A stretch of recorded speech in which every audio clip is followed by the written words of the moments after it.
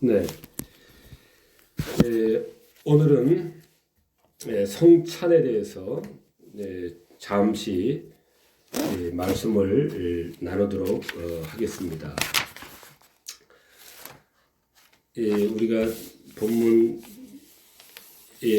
같이 마태복음 26장 26절부터 28절까지 말씀인데요. 저희가 먹을 때 예수께서 떡을 가지사 축복하시고 떼어 제자들을 주시며 가라사대 받아 먹으라, 이것이 내 몸이니라 하시고, 또 잔을 가지사 사례하시고 저희에게 주시며 가라사대 너희가 다 이것을 마시라, 이것은 죄 사함을 얻게 하려고 많은 사람을 위하여 흘리는 바 나의 피 곧 언약의 피니라. 네, 성찬에 대한 말씀이고 본문입니다. 우리가 지금 그 은혜의 방편에 대해서 우리가 계속 생각을 하고 있습니다. 은혜의 방편이라고 하는 것은 하나님께서 우리 인간에게 은혜를 주시는 수단을 말합니다. 말씀과 성례, 이 딱 두 가지입니다. 하나를 더 추가한다면은 기도고요. 이렇게 하나 더 추가하면은 기도까지 해서 말씀, 그 다음에 성례에는 세례와 성찬으로 또 이제 두 요소가 있고요. 그 다음에 이제 기도는데 기도는 엄밀한 사람들은 안 넣고 또 그렇지 않으면은 넣기도 하는데, 넣을 때는 2차적 은혜의 수단이다, 이렇게 설명을 하기도 합니다. 그래서 이제 은혜의 방편이라고 할 때 말씀과 성례 이 두 가지만 놓고 보자면은, 하나님께서 우리 인간들에게 은혜를 베푸시는 이 통로는 이 두 가지밖에 없다라고 하는 것입니다. 그래서 우리는 이 두 방법 외에 다른 곳에서 하나님의 은혜를 찾거나 구해서는 안 된다라고 하는 것입니다. 하나님께서 우리가 은혜를 구하는 방법은 이 두 말씀과 성례로만 딱 제한을 시켜 놓으셨기 때문에 그렇습니다. 우리 인간편에서 그렇다는 거예요. 우리 인간편에서 그렇다고 하는 것입니다. 그래서 우리는 딱 이 두 기도까지 포함하면은 이 세 방편에서만 하나님의 은혜를 우리가 구해야 되는 것이고, 그것이 바른 길이고, 그 외에는 다 이 잘못된 길입니다. 곁길입니다. 잘못된 곁길이에요. 그래서 우리가 이것을 잘 생각을 해야 됩니다. 이 하나님의 말씀에서 은혜를 구하지 않고, 또 세례와 성찬에서 또 구하지 않고, 이건 말고 다른 것에서 은혜를 구하는 그것은 안 됩니다. 그런 길을 하나님께서 우리들에게 주시지 않으셨기 때문에 거의 확실하게 잘못된 길로 반드시 빠지게 되어 있는 것입니다. 그래서 우리는 하나님이 공식적으로 우리들에게 주신 이 은혜의 방편, 말씀과 성례, 하나 더 하면은 기도, 이 세 사항으로 우리가 하나님의 은혜를 우리가 찾고 구해야 하는 것입니다. 오늘은 성만찬입니다. 성찬이라고도 하고 성만찬이라기도 하고요. 또 주님의 만찬 이렇게 하기도 하고, 이름은 몇 가지로 이렇게 됩니다. 주님께서 잡히시던 밤에 자기 살과 피에 대한 그 예식을 제정을 하셨습니다. 예식을 제정을 하셨어요. 그러니까 이제 아주 이제 중요한 이 일을 앞두고 이제 이 성찬 예식을 베풀고 제자들에게 이것을 교회가 세상 끝날까지 지키도록 그렇게 명하셨습니다.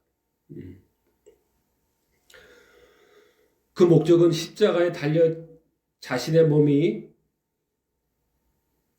그들을 위하여, 우리를 위하여, 우리 인류를 위하여, 우리 인간들을 위하여 찢기고 피가 흘려져 죽으시는 그 희생을 우리가 기억해야만 했기 때문에, 그것은 보통의 일이 아니기 때문에, 간단한 그러한 죽음이 아니기 때문에 세상 끝날까지 그것은 꼭 기억이 되고 대대 후손에 반드시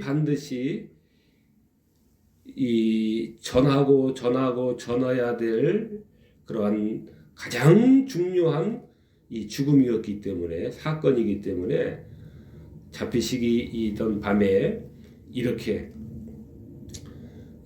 주님께서 이러한 예식을, 성찬 예식으로서 그 죽음을, 자신의 그 죽음을 각인시키기 위해서 이러한 성찬 예식이 제정을 하신 것이고, 또 우리들에게 계속해서 잘 지킬 것을 그렇게 명하셨습니다.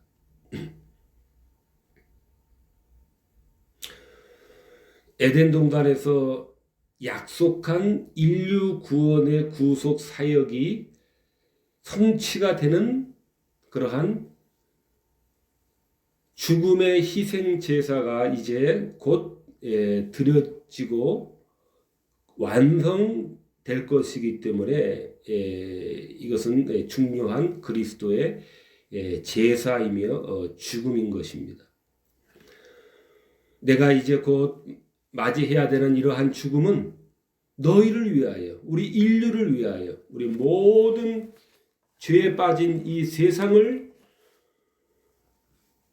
사하여 주는, 그래서 구속과 구원과 영생을 주는 그러한 죽음이며, 그러기 위해서 내가 내 몸이 십자가에서 찔리고 상하고 징계받고 채찍에 맞고 피를 흘림으로써 이제 너희는 하나님과 원수가 되었던 너희들은 하나님과 이제 평화를 누리게 되는 것이고, 이제 나음을 입게 하는 그러한 에덴 동산에서부터 약속된 인류 구원의 그러한 그 드라마가 이제 드디어 성취가 되고 완성이 되는 그러한 그 죽음이기 때문에, 죽음이다 하는 것을 우리 주님께서는 제자들에게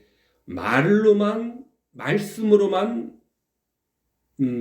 가르치신 것이 아니라 이것을 눈에 보이는 복음으로써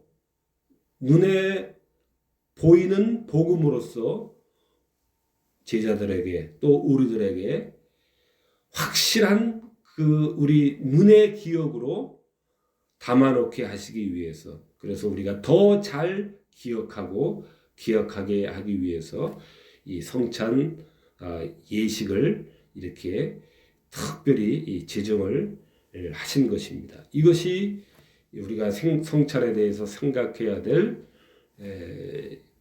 이유 중에 중요한 이유 중에 한 가지입니다.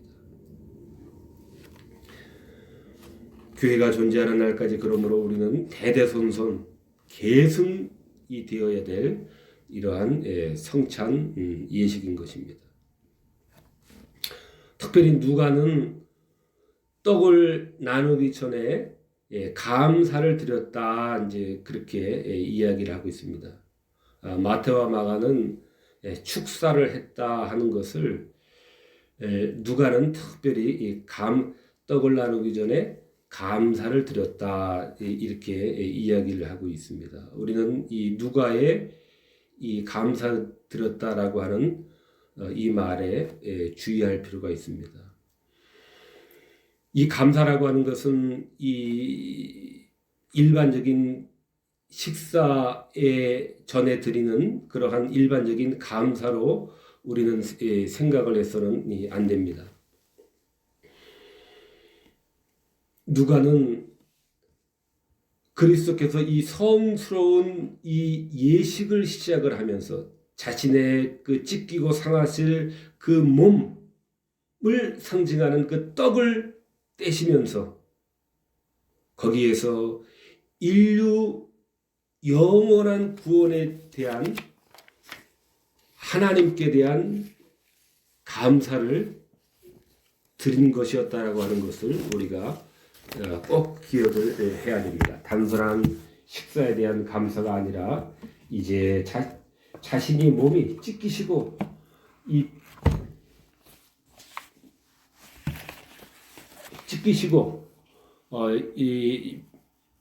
희생되시고 또 피를 흘리실 때에 완성되어지는 그 인류 구원의 완성에 대한 감사를 하나님께 드렸다 하는 것을 우리가 기억을 해야 됩니다.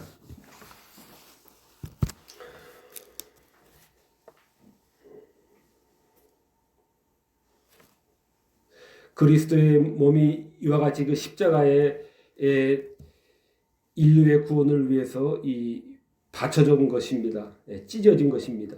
나를 위하여 흘려지는 것입니다. 우리가 그러므로 주어진 떡과 주의 잔을 받고 실제로 먹을 때 우리는 물질적인 그러한 떡을 먹는 것이 아니라 우리는 그것을 믿음으로 먹는 것입니다.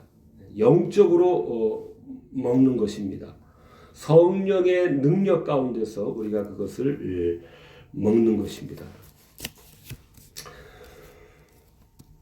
저희가 먹을 때 예수께서 떡을 가지고 축복하시고 떼어 제자들을 주시며 가라사대 받아 먹으라. 이것은 내 몸이니라 그랬습니다. 제가 여기서 주시며라는 말에 제가 참 마음에 감동이 참 많이 됐습니다. 또 받아 먹으라 하는 이 말씀에도 마음에 감동이 많았습니다. 아마 제자들을 주시며 받아 먹으라 라고 하는 이 주님의 이 말씀은 창세 이래로 또 인류가 존속하는 동안에 우리가 들을 수 있는 가장 친절한 말이고 가장 위대한 말이다라고 하는 생각을 해보았습니다. 가장 위대하고 이 세상이 존속하는 동안에 들을 수 있는 가장 위대한 행위, 위대한 말이다. 저는 이렇게 생각을 합니다. 주님의 몸을 주시며 제자들을 주심에 떼어서 주시며 참 주님의 사랑이 큰 사랑이 느껴지는 그러한 행위가 아닐 수 없습니다. 주셨어요. 제자들을 주시며 우리는 조금이라도 값어치가 있는 것은 얼마나 참 아까워합니까? 가능하면은 웬만하면은 안 주려고 하죠. 감추고 하죠. 주님은 자신의 그것도 주머니에 있는 무엇을 주시는 것이 아니라 자신 전체를 주신 것입니다. 감추지 않으시고 주고 계시는 것입니다.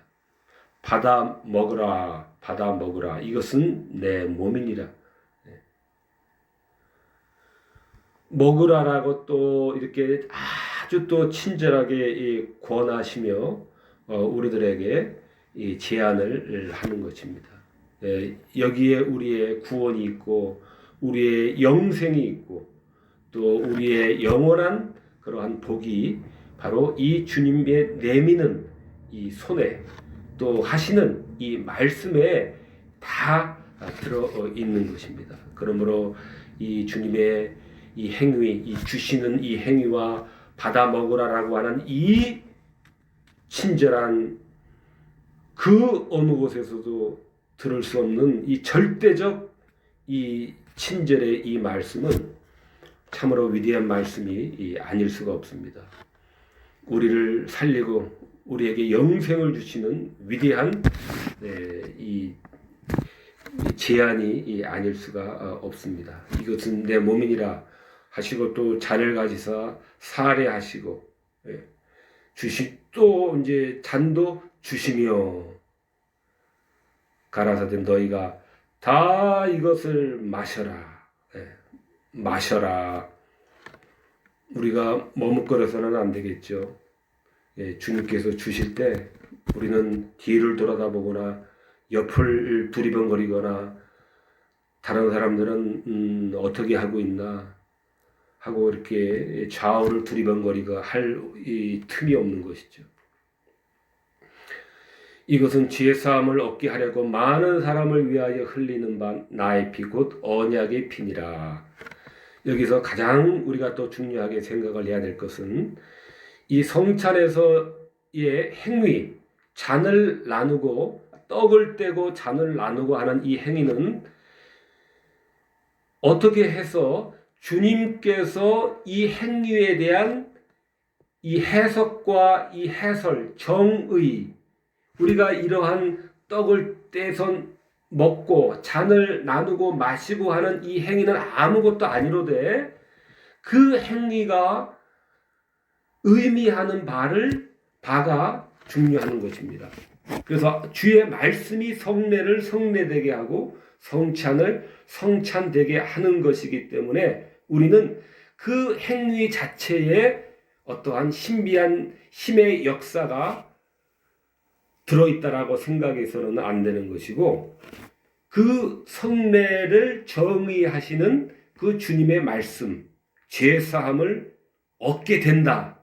나의 몸이 찢기고 상함을 받을 때에 그 흘려진 피가 너의 죄를 씻게 되는 것이고 하나님과 원수되었던 너희를 화해하고 화목하게 함으로 구원과 영생이 이루어지는 내 몸이고 내 피의 이 효과다 하는 바로 이 주님의 성찬에 들어있는 이 의미의 정의의 이 약속을 우리가 성찬을 통해서 우리의 믿음의 눈으로 바라보고 완전한 우리의 믿음으로 그것을 수납을 하는 것이 바로 성찬에 우리가 바르게 참여하는 것입니다.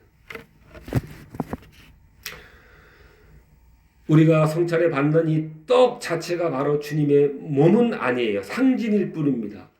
비유예요. 환유법으로 말한 것이에요.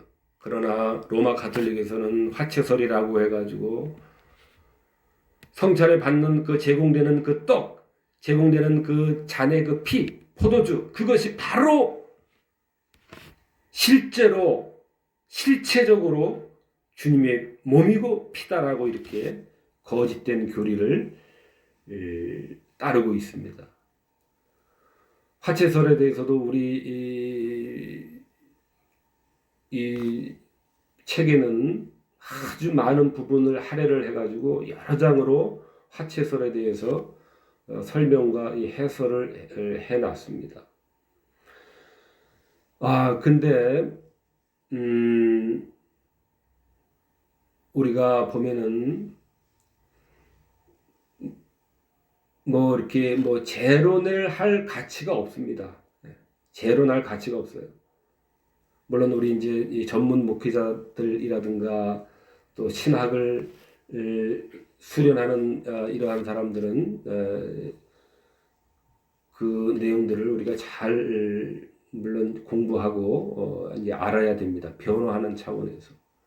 그러나 우리가 이렇게 설교 시간에 그것을 깊이까지 할 정도의 그런 가치가 없어요. 보면은 뭐 대부분 그 잘못된 그 신학을 따르는 사람들의 그 주장이라는 것은 그 참 조잡합니다. 그래서 이 짧은 설교 시간에 우리가 다루진 않겠습니다만은 루터파는 이제 그 공제설이라고 해서 화채설까지는 아니지만은 그리스도의 실제 몸이 떡 안에, 떡 아래, 떡과 함께 성찬 예식 가운데 실제로 그렇게 존재한다. 이렇게 해서 화채설보다는 약간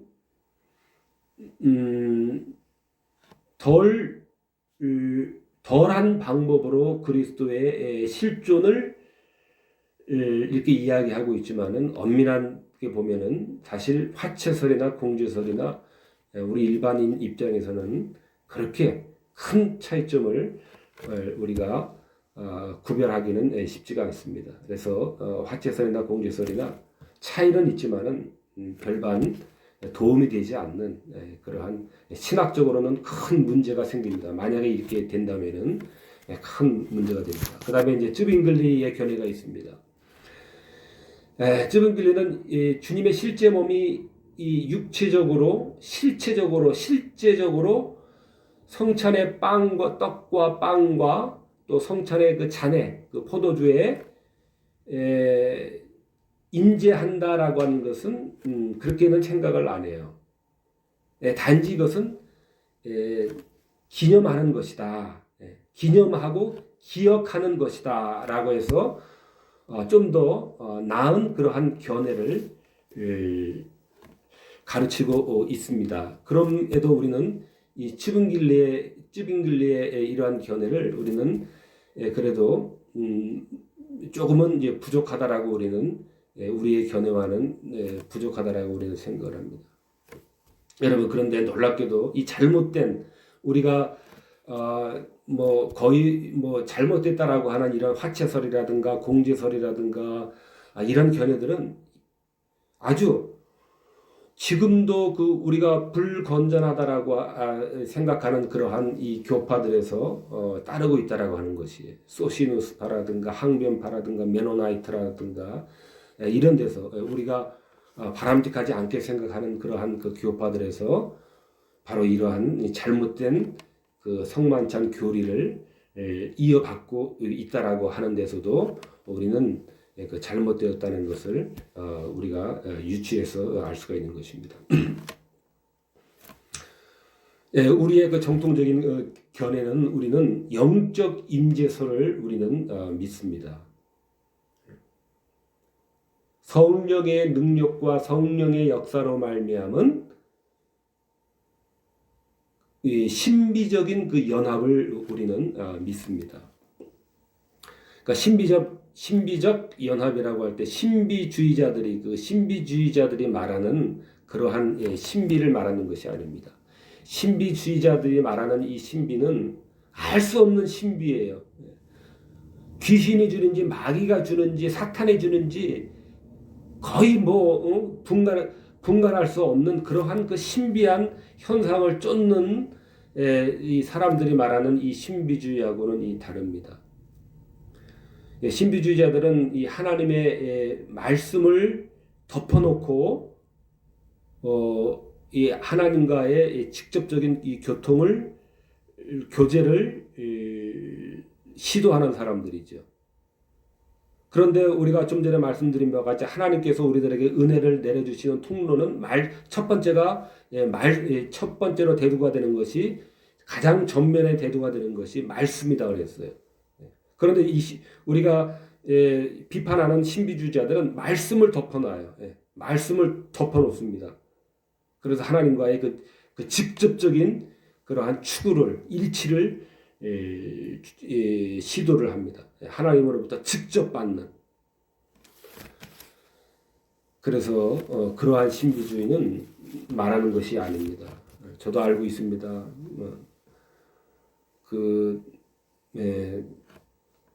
하여튼 그런 그 신비주의에 빠져서 이 정신이 이 잘못된 그런 사람들을 저도 이렇게 알고 있는데요. 그런 신비주의가 아니라 여기서 성령님의 영적 임재로 말미암은 의미에서의 신비적 연합을 우리는 거기에서 우리는 말을 하는 것입니다. 신자들과 그리스도의 온 인격과의 그러한 이 교제가 이루어진다라고 하는 것입니다. 이 성찬 예식을 우리가 바르게 참여하고 우리가 준비된 참 믿음과 준비된 믿음으로 우리가 온 마음으로 우리가 이 성찬 예식에 참여할 때는 성령님의 임재로 말미암은 그리스도와의 그 연합을 우리는 그곳에서 연합됨을 우리는 알 수 있다라는 것까지 우리는 포함을 합니다. 그래서 우리 영혼에 생명을 불어넣으시며 넘치도록 부어주신다는 것을 우리는 믿는 것입니다. 성령을 통하여 그리스도의 인격과 그의 몸과 그의 거룩한 그 피와의 영적인 그러한 이 양식이 우리들에게 넘치도록 부어져서 우리를 양육하고 우리를 새롭게 하는 그러한 자리로서 자리가 된다라고 하는 것을 우리는 생각을 하는 것입니다.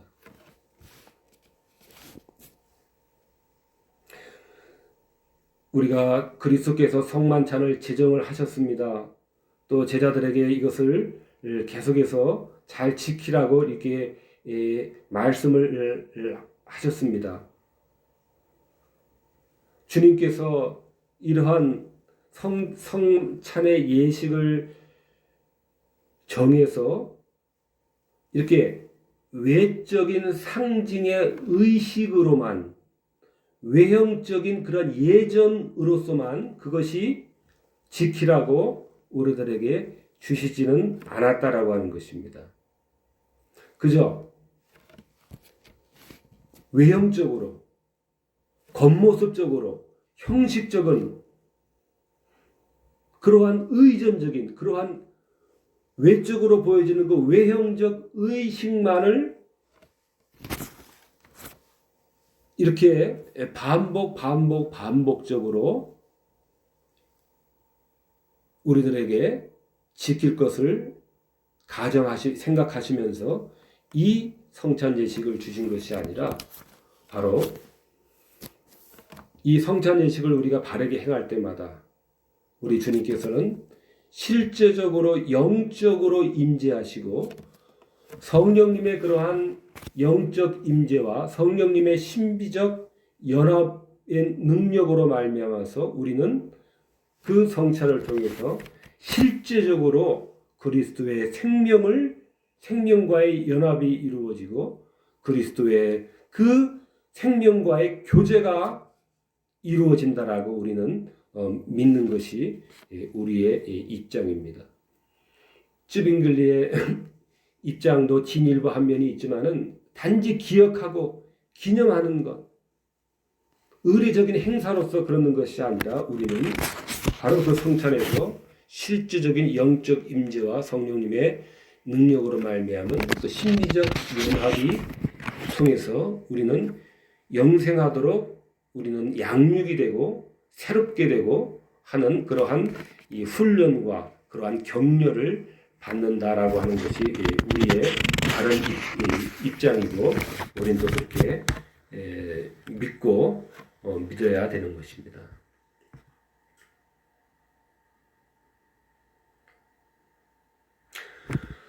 말씀드린 바와 마찬가지로 성찬에 사용되는 그 떡은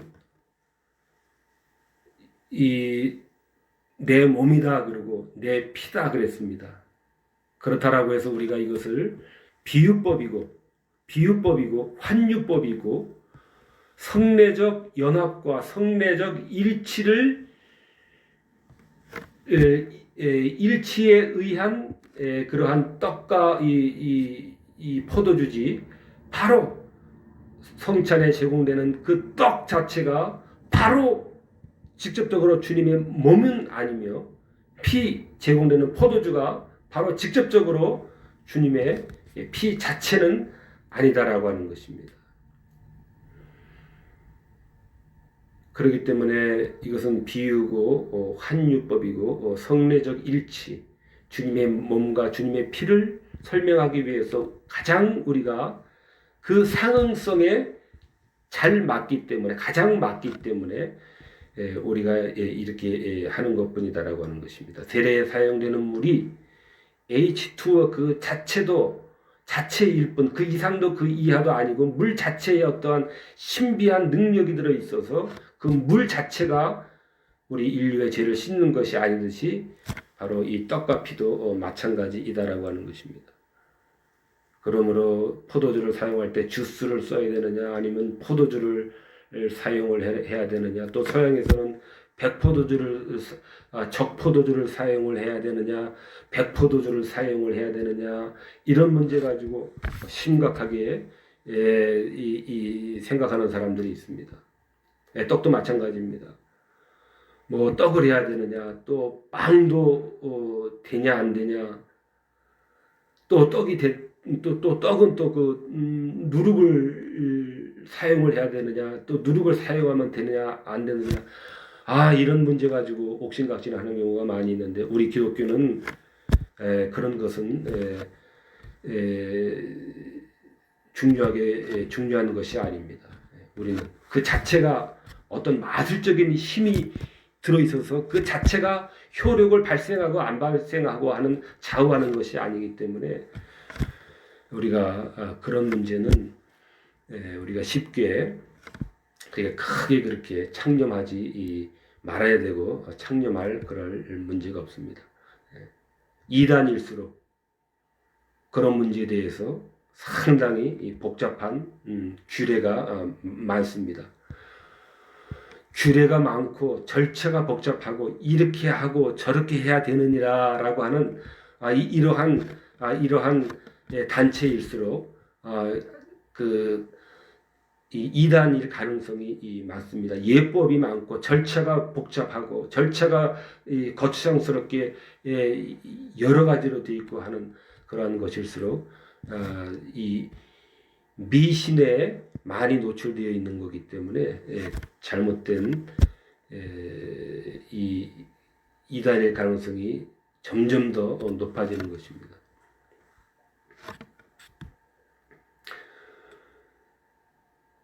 그리스도의 피는 바로 구약의 모든 불완전했던, 그리고 임시적으로 계속해서 반복해서 거행되었던 이 제사의 완성입니다. 구약의 모든 희생제사, 동물을 바쳐서 피를 바치고 동물을 바치는 이러한 모든 구약의 이러한 희생제사는 오직 유일하신 하나님의 어린 양이신 그리스도의 바로 이 십자가 희생제사를 가르치기 위한 그러한 목적 하나였습니다. 바로 이 그리스도의 십자가 희생제사, 창세기의 구속의 그 구속을 약속하신 바로 그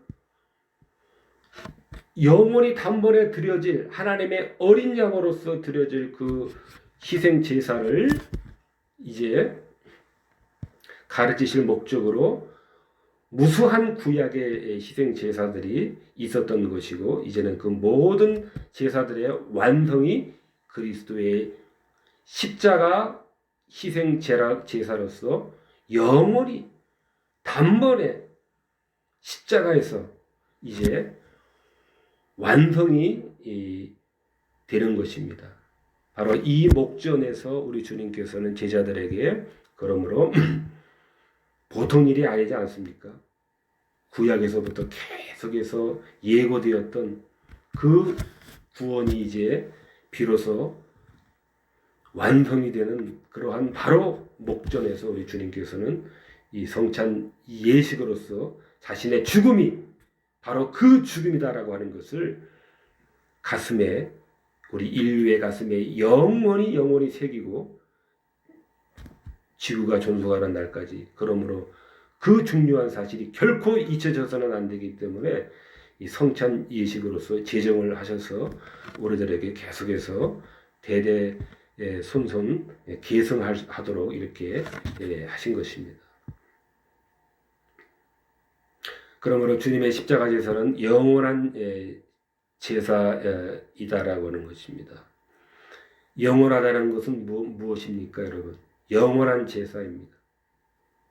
영원하다는 것은 이제 주님께서 그 드리신 그 십자가에서 그 완성된 그 희생 제사는 그 효력이 영원하다는 것입니다.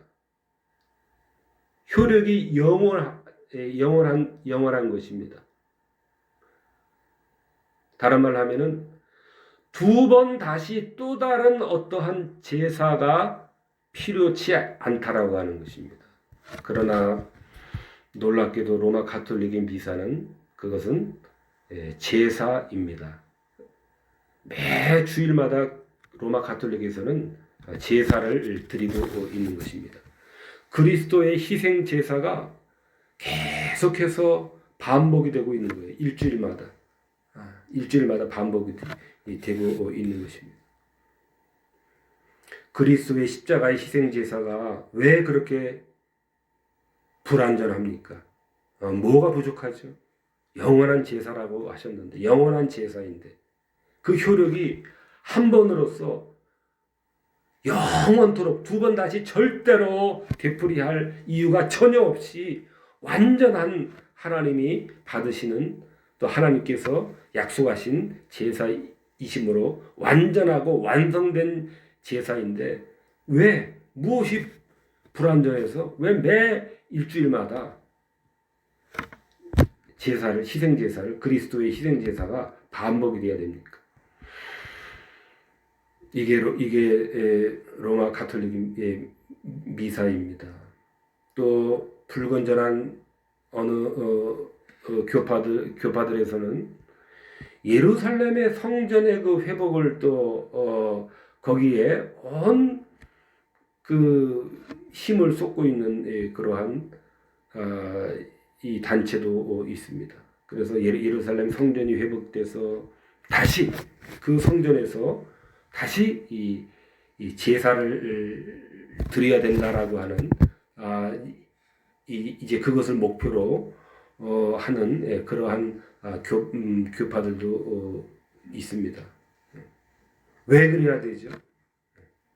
구약의 모든 불완전한 제사들을 이제 하나님의 어린 양께서 완전한 제물이 되셔서 창세기부터 우리 인류의 타락 직후부터 예고되었던 인류 구원의 역사가 하나님의 유일하신 어린 양이신 그 양께서 자신의 몸을 희생을 드려서 드디어 완성이 됐는데 왜 다시 그 불완전했던 그 제사로 돌아가야 된다고 하는 말은, 이것은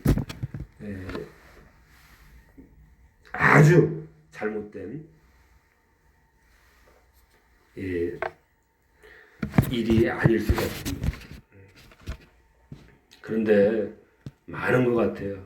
제가 만나본 어떤 사람도 아주 거기에 깊이 아주 그 사상을 깊이 가지고 있었습니다. 같이 교회에 와서 이렇게 앉아 있고 같이 이 예배를 드리는데도 마음속에는 그러한 사상으로 아주 확신에 가득 차 있는 것을 제가 보고 참 마음속으로 놀란 적이 있습니다. 이게 교회 와서 다 같이 이렇게 하나된 마음으로 앉아 있는 것이 아니라 믿음의 형태는 참 위험할 정도로 참 다양하구나. 어느 정도 다양할 수 있지만은 그렇게 위험하게 할 지경에 이르기까지 그래서는 안 되는데 참 보통 문제가 아닙니다. 그리스도의 희생 제사는 하나님께서 인정하신 어린 양이시기 때문에 그 제사는 완전한 제사고 영원한 두 번 다시 드릴 수 없는 영원한 효력을 내는 제사이기 때문에 우리는 그 제사 말고 또 다른 제사를 우리는 생각을 해서는 안 됩니다. 그리고 바로 그 제사를 이제 앞두고 십자가 희생을 앞두고 바로 우리들에게 그렇게 성찬 예식으로서 우리 기억에 눈으로 확실하게 또 믿음으로 마음으로 눈과 마음으로 눈과 믿음으로 확실하게 각인시키기 위한 이 성찬 예식이고 그러므로 우리도 성찬 예식에 참여할 때마다 눈으로 확인하면서 확실하게 영적으로 임재하시는 성령님의 그러한 연합과 신비적인 그러한 교제가 확실하게 일어나는 성찬으로서 우리가 그 성찬을 받아야 된다라고 하는 것입니다. 요한복음에서도 내 살은 참된 양식이요 내 피는 참된 음료다 그랬습니다. 그래서 받아 먹어라, 받으라 그러셨죠. 마셔라 그랬죠. 우리 인류가 들을 수 있는 가장 친절한 말씀, 가장 아름다운 말입니다. 먹어라, 받아 먹어라. 그리고 마셔라. 너희를 위하는 내 몸이다. 이 예수님의 이 해석이 중요하다 그랬죠. 세례도 그렇고 성찬도 그렇고 그 외적인 의식에 들어있는 참 뜻. 그 뜻은 누가 정의를 해주는가 하면은 예수님 자신이 정의를 해주시는 것이에요. 그 의식을 제정하신 본인이 직접 저자가 직접 그 의식의 의미를 저자 직강으로 해설을 해주시는 것이며 그 해설을 우리가 100% 마음으로 믿고 받아야 되는 것입니다. 그래야 온전한 성찬에 우리가 참여하게 되는 것입니다. 그저 물만 받고 물만 껴짐을 받고 그저 떡만 입에 넣고 그저 잔만 입에 넣는다면은 이것은 성찬은 아닙니다. 그러나 그 성찬의 해설 저자이신 주님께서 직접 해설하신 너희를 위한 내 이 몸은 죄사함을 얻게 하려고 하는 몸이고 피다. 이 해설을 하실 때 이 정의를 내려주실 때에 바로 우리가 그것을 믿음으로 우리가 받을 때에 이 성찬은 비로소 온전한 성찬이 되는 것입니다. 주님의 몸을 먹는다, 주님의 피를 마신다 할 때 우리가 교회에 들어온 지 얼마 안 된 분들이라든가 또 믿음이 아직 충분히 이 교회 생활에 아직 충분하게 훈련받지 못한 사람들에게 있어서는 좀 무척 생소할 수가 있습니다. 주님의 몸을 먹어 주님의 피를 직접 마시는 거야 뭐야? 주님의 몸을 우리가 이게 씹어 먹는 거야? 그래? 좀 그런데 하는 우리가 이런 생각을 가질 수가 있습니다. 이 주님의 먹는다라고 하는 것은 살을 먹고 주님의 피를 마신다라고 하는 것은 우리가 이것은 처음으로 우리가 생각해 볼 수 있는 것은 단지 지식적으로 얻는 그러한 그 지식적인 그 지식을 가지고 우리가 그래 이거는 그런 거야 하는 단순한 지식적인 지식만 가지고 먹어서는 안 된다라고 하는 그것을 경계하는 말씀이기도 합니다. 완전히 이거는 믿음으로 체화가 된 상태로 주님의 이 죽으심의 그 의미를 우리가 완전히 체득으로 몸으로써 우리가 받아들이는 것을 표현하는 그러한 표현입니다. 주님의 몸을 우리가 입으로 직접 씹고 입으로 주님의 그 피를 직접 그렇게 흡입하는 게 아니라 이것은 우리들의 피상적인 그냥 우리가 귀등을 스치는 그래서 알고는 있는 그러한 피상적인 그런 지식 그 자체로 그것으로서 우리가 되는 것이 아니다라고 하는 것입니다. 떡을 또는 음료를 우리가 아무리 바라보고만 있어서는 우리의 굶주린 배가 또 우리의 부족한 영양이 채워지고 우리의 목마르는 목이 채워지지가 않는다는 것을 이야기하고 있는 것입니다.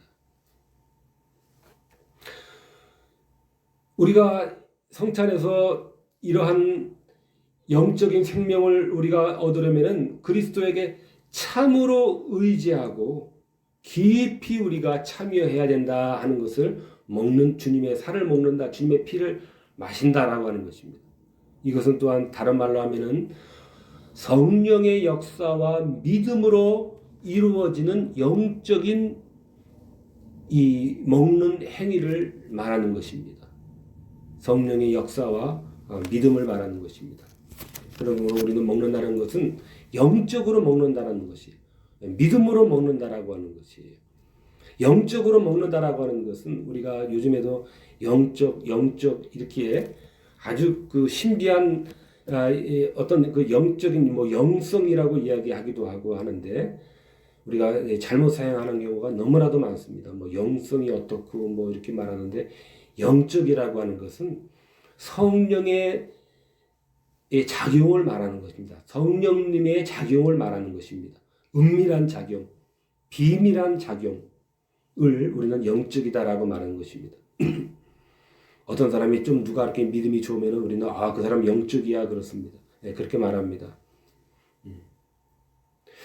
제가 볼 때는 별로 그렇게 바람직해 보이지 않는데 뭔가 좀 이렇게 이 믿음에 이렇게 심취해 있으면은 좀 영적이야, 좀 영성이 좀 있어, 좀 뛰어나 그렇게 말하는데 영적이고 뭐 저는 영성이라는 말을 참 안 좋아하는데요. 영성이 뛰어나다 그러면은요 그 사람은 모든 인격에 있어서 아주 균형이 잘 이루어져 있어야 됩니다. 믿음도 좋고 그 좋은 믿음만큼 일반 생활과 상식적인 생활에 있어서도 아주 균형이 잘 잡혀 있고 영적으로도 아주 이 균형이 잘 잡혀 있는 아주 그러한 이 상태가 영적인 것입니다. 영성, 글쎄요, 저는 영성이라는 말을 안 좋아합니다. 아마 그 말도 영성이란 말도 아마 로마 카톨릭 쪽에서 아마 그 기원한 그런 말일 거예요. 제가 그 말일 거리 아마 그 단어일 것입니다. 그래서 영성이란 말은 별로 우리가 그렇게 많이 사용하는 것은 뭐 저는 바람직 않다라고 생각을 하고요. 그러면 우리가 영적이다라고 할 때는 이것은 성령님께서 작용하는 것을 1차적으로 항상 의미를 해요. 성령님의 은밀한 역사, 성령님의 신비한 역사를 말한 것입니다. 그래서 우리는 이 먹는다 마신다라고 할 때 쭈빙글리보다 우리는 실제로 그 주님께서 성찬 예식을 제정하실 때에 그저 행위로서만 우리가 외식적인 행위로서만 의미 없이 이렇게 단순하게 참여하는 것이 아니라 우리는 실제로 그 현장에서 이러한 성령님의 그 우리를 먹이시고 마시게 하시는 그 놀라운 교제와 연합으로 말미암아서 우리는 그 성찬을 통해서 생명의 역사를 우리는 맛본다라고 하는 것이 우리의 입장이고 우리는 또 실제로 그렇게 믿어야 됩니다. 주님께서 그 껍데기뿐인 그걸 가지고 그렇게 계속해서 대대손손 지켜야 될 것을 명령할 리는 없기 때문입니다. 내 살은 참된 양식이요 내 피는 참된 음료다 그랬습니다. 왜 그렇죠?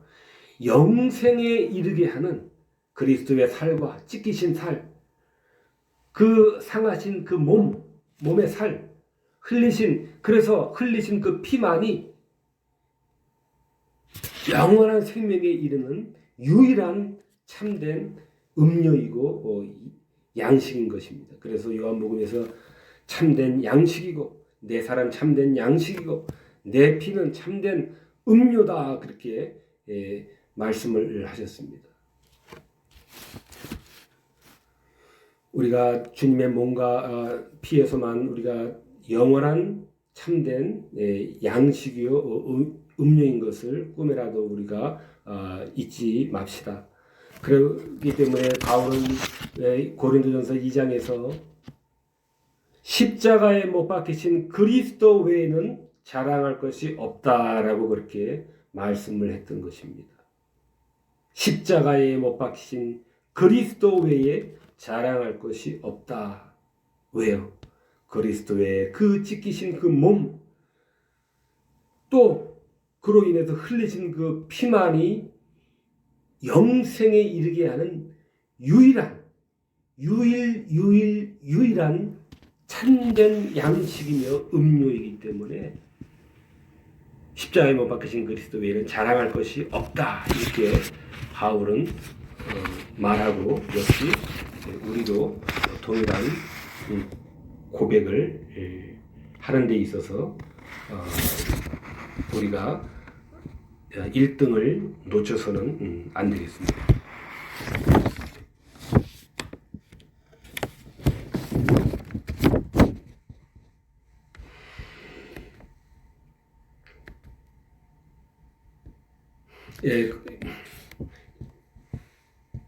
이와 같이 그리스도의 성찬의 떡과 포도주의 그리스도의 영으로 연합이 되어 우리는 하나가 되는 것입니다.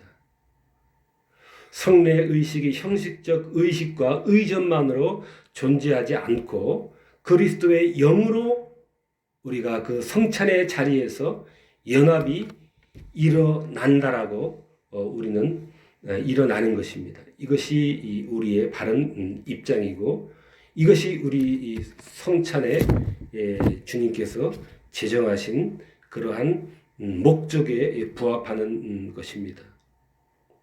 그리스도의 나라 전체가 영적인 것입니다. 주님께서 승천해서 올라가시고 이제 몸은 하나님 우편에 계시지만은 성령으로서 이제 온 제한 없이 그 어느 것도 제한되지 않고 성령의 권능과 능력을 이렇게 행사하고 이제 계시는 것입니다.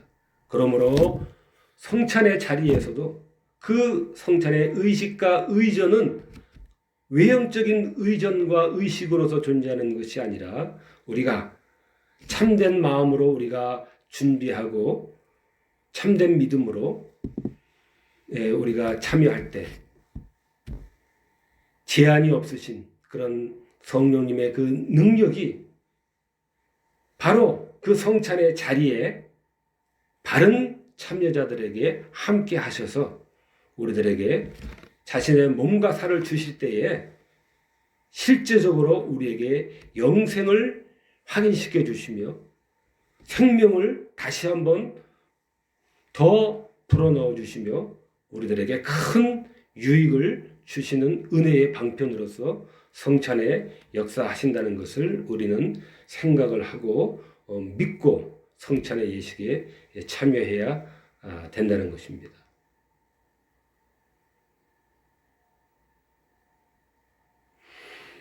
우리가 설명으로서 이렇게 해설은 했지만 이 일은 너무나 고상한 비밀이고 우리의 이성과 지성으로서는 이해하거나 말로 다 표현할 수 없는 부분이 더 많기 때문에 우리는 많기도 합니다. 그러나 우리는 바로 이런 성찬에서의 그 실제적인 그리스도 성령의 능력으로 말미암은 그 그리스도와의 그 연합이 우리들에게 새 생명의 힘을 다시 한번 고취시키고 다시 한번 우리를 유익하게 하고 우리에게 격려하고 또 우리에게 새로운 힘을 주시는 역사로서 이 성찬의 바로 은혜의 방편으로서 역사하고 있다라고 하는 것이 우리의 바른 믿음인 것입니다. 성찬에 대해서 우리가 다뤄야 될 것이 또 여러 가지 또 사실이 있지만은 우리가 가장 먼저 생각을 해봐야 될 내용에 대해서 생각해 보는 것으로서 성찬에 대한 이해를 말씀을 이 정도로 정리하도록 하겠습니다. 기도하시겠습니다.